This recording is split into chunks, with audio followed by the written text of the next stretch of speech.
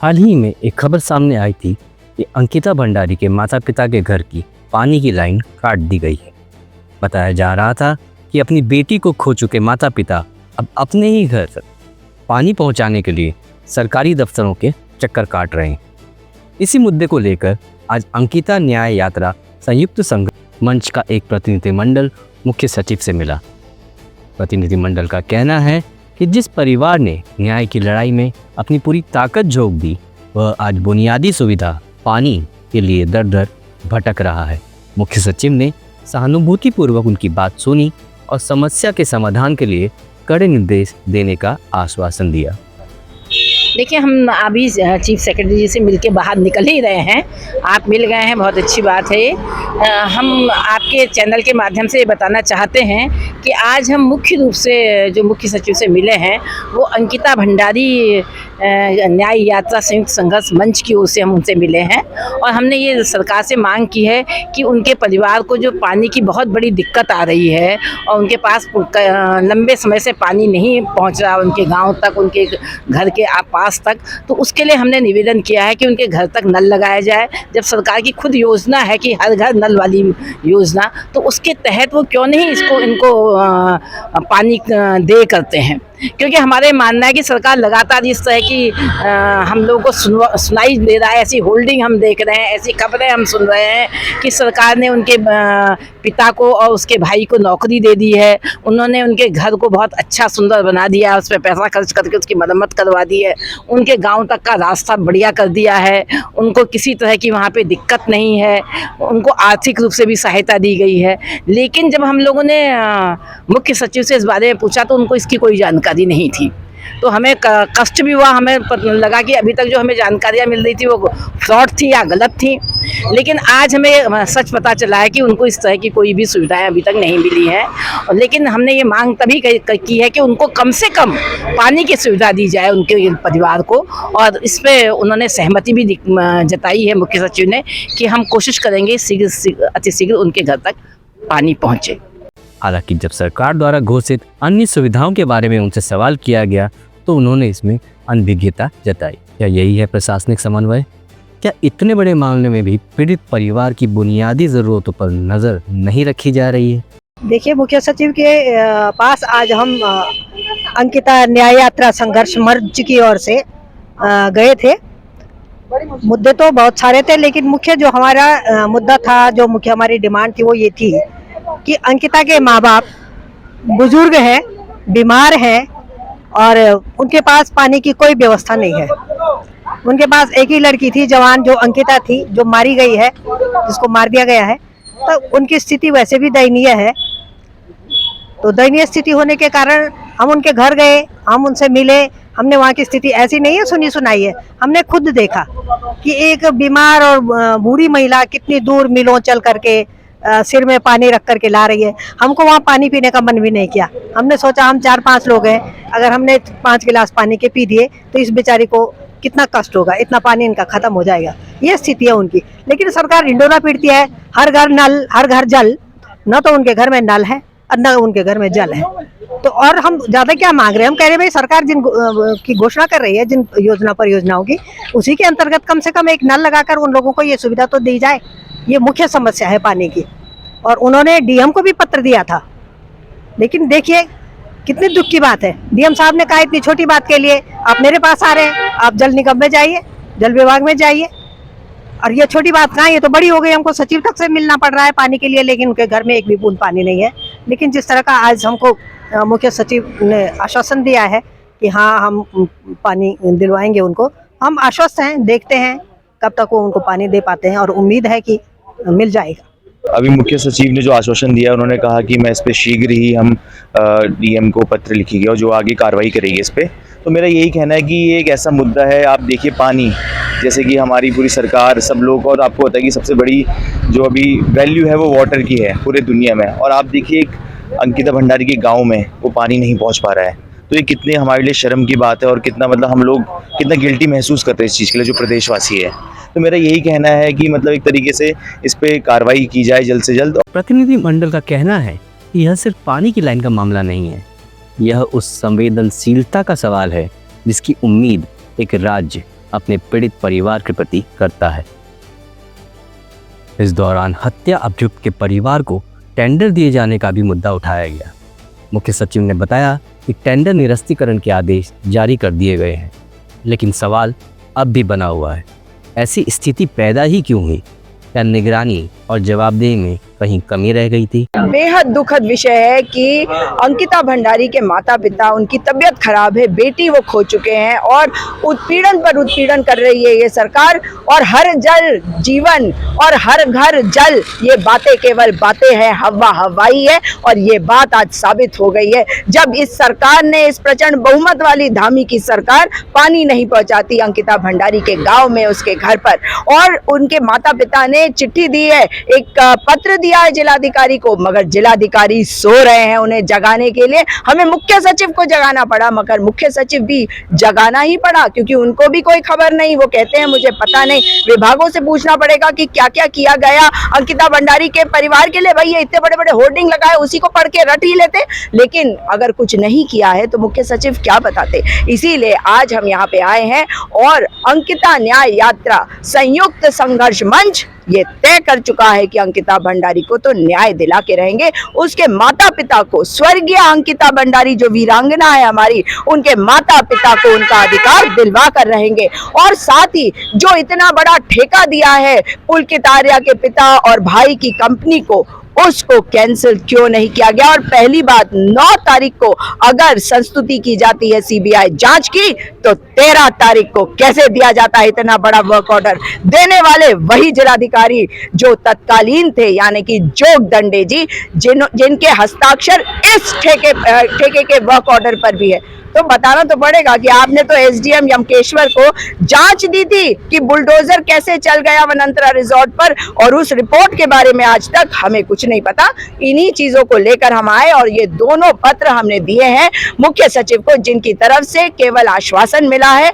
इस पर हम उम्मीद पर खड़े हैं, मगर देखते हैं आगे कि क्या सचमुच में ये धरातल पे उतरेगा, पाइपलाइन पहुंचेगी अंकिता भंडारी के घर और गांव तक। अब बात उस मुद्दे की करते हैं जो इस पूरे घटनाक्रम को और भी गंभीर बनाता है। 8 फरवरी 2026 को देहरादून के परेड ग्राउंड में एक महापंचायत आयोजित की गई थी। महापंचायत का उद्देश्य था अंकिता भंडारी को न्याय दिलवाना। इस महापंचायत में अंकिता भंडारी के माता पिता भी शरीक हुए थे और यहीं पे बाकी प्रस्तावों के साथ ये निर्णय भी लिया गया था कि राष्ट्रपति को महामहिम राज्यपाल के माध्यम से एक ज्ञापन भी प्रेषित किया जाएगा। लेकिन प्रतिनिधिमंडल की माने तो कई प्रयासों के बावजूद राज्यपाल से मिलने का समय उनको नहीं मिल पा रहा है। बिल्कुल, हम राष्ट्रपति के ज्ञापन की जो आपने बात बताई थी, हम आपको के चैनल से इस बात को भी कहना चाहते हैं कि जो राष्ट्रपति को पत्र देने की बात थी, हम चाहते थे कि हमारे महामहिम जो गवर्नर साहब हैं उनके माध्यम से वो राष्ट्रपति जी को जाए हमारा पत्र, जो है राष्ट्रपति के नाम जो पत्र है। लेकिन हम लोगों ने लगातार 11 तारीख से आज तक हम समय मांग रहे थे उनसे, लेकिन उन्होंने अभी तक हमें कोई समय नहीं दिया। जबकि हमने उसमें अंकित किया था कि आप हमें 13-14 किसी भी दिन का 17-18 का समय दे दीजिए, तो हम लोग किसी दिन भी आके आपसे मिल लेंगे। जब उन्होंने कोई समय नहीं दिया, हमारे कोई भी संज्ञान में नहीं लिया अंकिता जैसे सवाल पे, तो अब हम लोगों ने ये तय किया है कि 26 तारीख को, 26 फरवरी को हम तमाम लोग गांधी पार्क में एकत्रित होंगे और वहाँ से संयुक्त संघर्ष मंच की ओर से हम लोग, जो अंकिता न्याय यात्रा का संयुक्त संघर्ष मंच है, उसकी ओर से हम लोग वहाँ पे से एक मार्च शुरू करेंगे और मार्च महामहिम गवर्नर तक जाएगा और उनके निवास स्थान तक जाएगा और वहाँ पर जाकर हम लोग 5 लोग प्रतिनिधि उनको जाकर ज्ञापन देंगे। ये हम लोगों ने तय किया है 26 फरवरी। राजभवन की ओर से भी अब तक कोई प्रतिक्रिया नहीं आई है। और मैं इसके लिए एक और आपको बता दूं कि 26 तारीख को हम गवर्नर हाउस जा रहे हैं और गवर्नर जी को हम ज्ञापन सौंप रहे हैं कि हमें राष्ट्रपति जी के लिए जो हमने लेटर लिखा है वो हम राष्ट्रपति तक पहुंचा के रखेंगे। और इसमें पूरी हमारी मातृशक्ति और हमारी माँ की शक्ति, जो सब लोग एक साथ है और युवा भी सब साथ में है, और इसमें हर प्रदेशवासी का सहयोग रहेगा और एक तरीके से उनका कर्तव्य है, उनका हक है ये, तो ये हक हम उनको दिला के रहेंगे। इसके लिए सब लोगों को एक साथ संगठित होना पड़ेगा। गवर्नर की तरफ से आपको कुछ बुलाया गया है? आपने अगर मान अभी तक हमने गवर्नर जी को मेल किया है, हमने कॉल किया है, लेकिन अभी तक कोई रिस्पांस नहीं आया। 17 तारीख को हमने मिलने की कोशिश की थी, पर हमें वहाँ से कोई रिस्पांस नहीं मिल पा रहा है। तो इसी कारण हम एक तरीके से एक शांत मार्च कर रहे हैं 26 तारीख को, जिसमें युवा और हमारी मातृशक्ति सब साथ करके, और हमारे जो सैनिक बल है वो भी साथ में रहेगी हमारे। तो इसलिए हम 26 तारीख को हम गवर्नर जी को ये ज्ञापन सौंपने जा रहे हैं। जब एक शोकाकुल परिवार पानी के लिए संघर्ष कर रहा हो तो क्या उनकी आवाज़ राजभवन तक नहीं पहुंचनी चाहिए? क्या राजभवन आम जनता के लिए खुला नहीं है? क्या लोकतांत्रिक तरीके से मिलने की कोशिश भी अनसुनी करी जा सकती है? देखिए, मुद्दा तो ये है कि वीआईपी को जद में लाना है, जांच जो सही कराना है। और जिस वीआईपी की हम बात कर रहे हैं वो गट्टू, दुष्यंत गौतम और अजय कुमार और ना जाने और कौन है, ये जांच करके निकल के आएगा। अनिल जोशी की जो एफआईआर है उसको, उस पर सीबीआई जांच नामंजूर करती है उत्तराखंड की जनता, और इसी कारण से हम बार बार समय मांग रहे हैं। हम एक पत्र प्रेषित करना चाहते हैं हमारी महामहिम को, द्रौपदी मुर्मू जी को, मगर उसको देने, उस पत्र को उन तक पहुंचाने के लिए हम अपने महामहिम तक आए हैं, मगर महामहिम समय नहीं दे पा रहे। अरे वो हमारे अभिभावक है, हमारे पिता है, हमारे माता है, मगर वो हमसे ना मिलेंगे तो हम क्या कर सकते हैं। इसलिए मार्च करते हुए मातृशक्ति, पूर्व सैनिक और हमारे युवा चल पड़े हैं, कफन बांधकर सर पर, कि न्याय तो दिलवा कर रहेंगे। महामहिम जी सुन लीजिए, हम झोली फैलाकर आपके पास आ रहे हैं। इसी बीच ब्रिगेडियर सर्वेश दत्त डंगवाल ने भी अलग से राज्यपाल को पत्र लिखकर मिलने का समय मांगा है। उन्होंने अंकिता मामले में पूर्व सैनिकों के साथ एक मार्च भी निकाला था। ध्यान देने योग्य है कि राज्यपाल स्वयं भी एक पूर्व सैनिक है। ऐसे में क्या पूर्व सैनिकों के प्रतिनिधिमंडल को कम से कम सुना नहीं जाना चाहिए? अगर संवाद के दरवाजे बंद होंगे तो भरोसा कैसे कायम होगा? महामहिम, जय हिंद। मैं ब्रिगेडियर सर्वेश दत्त पहाड़ी डंगवाल आपसे मुखातिब हूँ, और मैं इस वीडियो के माध्यम से आपको बताना चाहता हूँ कि बेटी अंकिता हत्याकांड के विषय में अंकिता न्याय यात्रा संयुक्त संघर्ष मंच के द्वारा दिनांक 8 फरवरी 2026 को परेड ग्राउंड के निकट जिस महापंचायत का आयोजन किया गया था, उस महापंचायत में एक प्रस्ताव पारित किया गया था, और जिस प्रस्ताव को मंच में आसीन सभी महिला पंचों ने जो है उसको महापंचायत के समक्ष रखकर उपस्थित सभागण से समर्थन मांगा। सभी 5 प्रस्ताव जिनको पंचों ने प्रस्तुत किया, उनका समर्थन जन समुदाय ने किया, और तत्पश्चात यह भी घोषणा की गई कि यह पूर्ण प्रस्ताव महामहिम राष्ट्रपति महोदया को हम ईमेल के माध्यम से और एक पंजीकृत पत्र के माध्यम से प्रेषित करेंगे। इसी से संबंधित हमने आपके सचिवालय में 11 फरवरी 2026 को विनती करी थी कि आप कृपया हमें समय दें कि हम आपसे भेंट करके आपको शांतिपूर्ण तरीके से महामहिम राष्ट्रपति को भेजा गया जो पत्र है उसकी एक प्रति प्रस्तुत कर सके। हमने आपके सचिवालय से उत्तर का इंतज़ार किया, लेकिन 13 फरवरी तक जब कोई उत्तर नहीं आया तो हम पुनः एक और पत्र ईमेल के माध्यम से सचिवालय के ईमेल पते पर भेजा। आज 20 फरवरी 2026 हो गई है और मैं देश के एक दूर दराज क्षेत्र से आपको ये संदेश भेज रहा हूँ।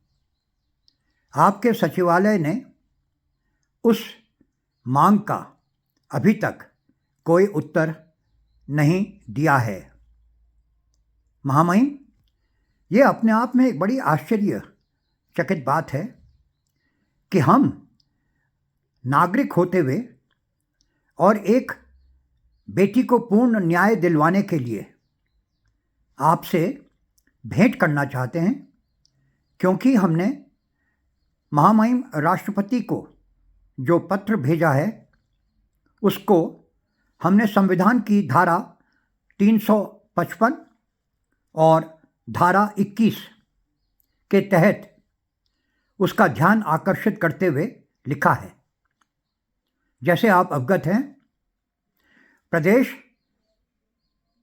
की तमाम जो संस्था है, प्रदेश सरकार का जो तंत्र है, उसकी इस हत्याकांड में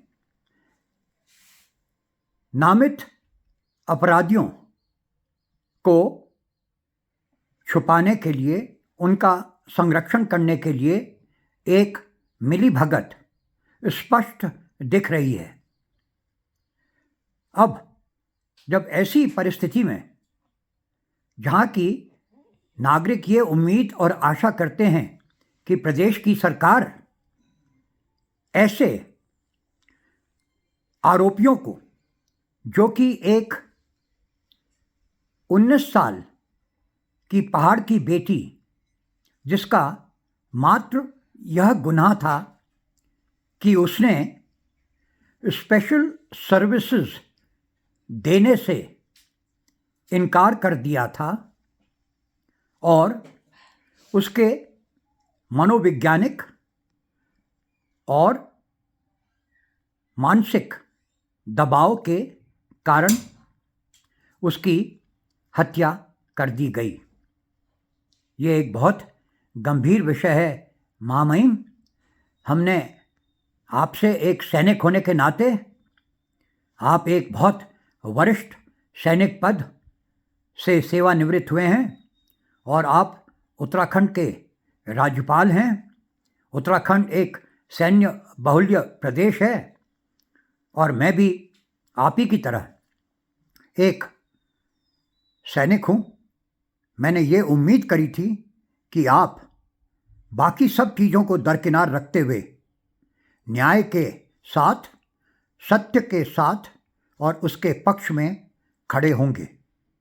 मुझे लगता है कहीं ना कहीं या तो आपके सचिवालय ने आपसे इस मुलाकात की अनुमति लेने में विलंब किया है या आपके संज्ञान में इस बात को नहीं लाए हैं।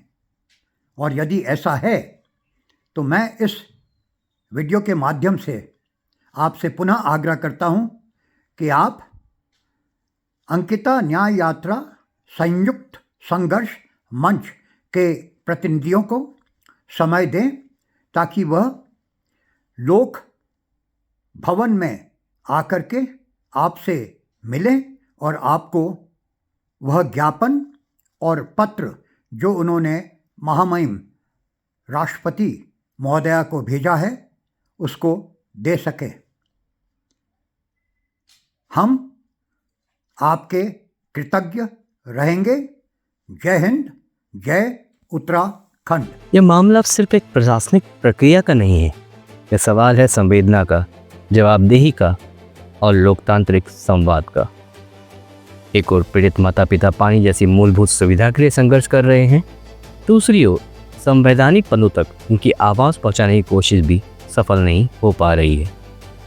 राज्य की जनता देख रही है और सवाल पूछ रही है, क्या न्याय की मांग करना इतना कठिन है?